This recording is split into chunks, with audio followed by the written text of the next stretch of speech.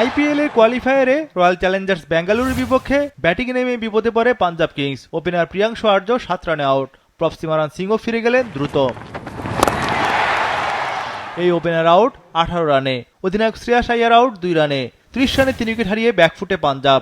Josh ইংলিশকেও পাওয়ার প্লেতে হারায় দলটি। অজি ব্যাটার করেন 7 বলে 4 রান। জশ হ্যাজেলউডের দ্বিতীয় উইকেট শিকার। 6 ওভার শেষে পাঞ্জাব কিংসের সংগ্রহ 4 উইকেটে 48 রান। নবম ওভারে সুয়াস শর্মা জোড়া উইকেট তুললেন। শশাঙ্ক সিং 3 রানে আউট। মুশফিক খান আউট শূন্যতে।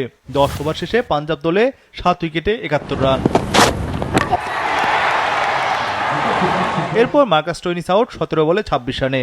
ম্যাচে ভয়াবহ বিপর্যয়ে প্রীতি জিন্দার দল। বেঙ্গালুরুর টার্গেট পাঞ্জাবকে দ্রুত অল আউট করা।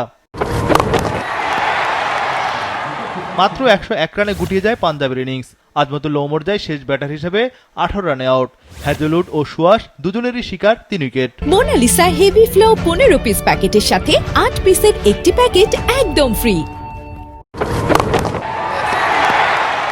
বেঙ্গালুরুর সামনে 102 রানের সহজ টার্গেট। কোন রকম প্রতিরোধ করতে পারেনি পাঞ্জাব। শুরু থেকেই আস্থার সঙ্গে ব্যাটিং করেন ফিল সল্ট ও বিরাট কোহলি। কোহলি আউট 12 রানে। তবে ফিল সল্ট ছিলেন বেশ আগ্রাসী।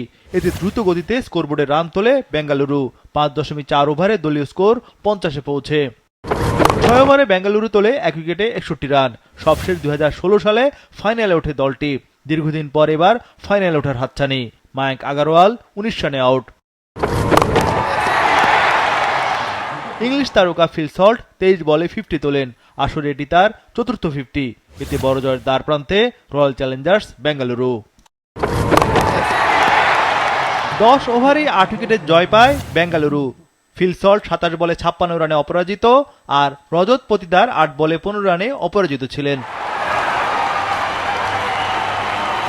আইপিএল ইতিহাসে এটি রয়্যাল চ্যালেঞ্জার্স বেঙ্গালুরুর চতুর্থবারের মতো ফাইনাল।